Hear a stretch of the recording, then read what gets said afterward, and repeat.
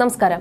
PR വർക്കേഴ്സിനെ വെച്ച് പല മീഡിയകളിലും സ്വന്തം പേരിനൊപ്പം സൂപ്പർ സ്റ്റാർ എന്ന് ചേർക്കുന്നവർ മലയാള സിനിമയിലുണ്ടെന്ന് നടി Mamata Mohandas.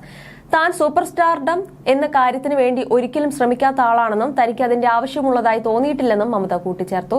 Super star, megastar, power star, action star, style മന്നൻ, ഉലകനായകൻ, ഇളയതളപതി, തല, പെർഫെക്റ്റ് സ്റ്റാർ എന്നിങ്ങനെ ഓരോ ഇൻഡസ്ട്രിയിലും നടന്മാർക്ക് പല ടാഗുകളാണ്. ചുരുക്കം ചില നടന്മാരെയും ഇത്തരത്തിൽ ടാഗോടുകൂടെ വിശേഷിപ്പിക്കുന്നുണ്ട്. ക്യൂൻ നായിക, super star, lady super star എന്നിങ്ങനെ പോകുന്നു അത്തരം വിശേഷണങ്ങൾ. എന്നാൽ ചിലർക്ക് അത് ജനം മനസ്സറിഞ്ഞു കൊടുത്ത വിശേഷണമല്ല എന്നാണ് മമത മോഹൻദാസ് പറയുന്നത്. മഹാരാജ എന്ന ഏറ്റവും പുതിയ ചിത്രത്തിന്റെ പ്രൊമോഷൻ തിരക്കുകളിലാണ് മമത. തന്റെ സ്വകാര്യ ജീവിതത്തിലെ കാര്യങ്ങളും സിനിമ ഇൻഡസ്ട്രിയിലെ നേരിടുന്ന പ്രശ്നങ്ങളും എല്ലാം മമത അഭിമുഖങ്ങളിൽ സംസാരിക്കാറുണ്ട്. അത്തരത്തിൽ ഗലാട്ട തമിഴ് നൽകിയ ഒരു അഭിമുഖത്തിൽ മമത പറഞ്ഞ കാര്യത്തെക്കുറിച്ച് വലിയ രീതിയിൽ സോഷ്യൽ മീഡിയയിൽ ചർച്ച നടക്കുന്നു.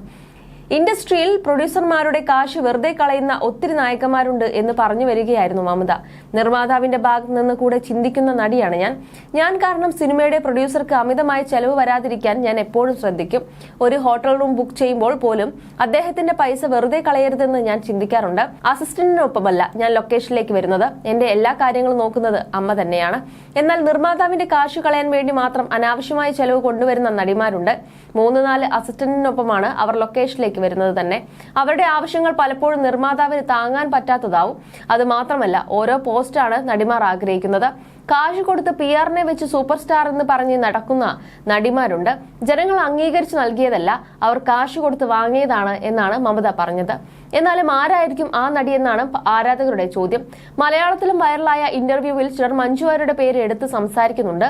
എന്നാൽ ദയവ് ചെയ്ത് എന്നെ സൂപ്പർ സ്റ്റാർ എന്ന് വിളിക്കരുത്, അത് ഇഷ്ടമല്ല, നടി എന്ന് വിളിച്ചോളൂ, അങ്ങനെ മാത്രം വിശേഷിപ്പിക്കരുത് എന്ന് പല അഭിമുഖങ്ങളിലും മഞ്ജു പറഞ്ഞതാണ്. അതേസമയം മമതയുടെ വിമർശനം മഞ്ജു വാര്യർക്ക് നേരെയാണെന്നും പ്രേക്ഷകർ അഭിപ്രായപ്പെടുന്നുണ്ട്.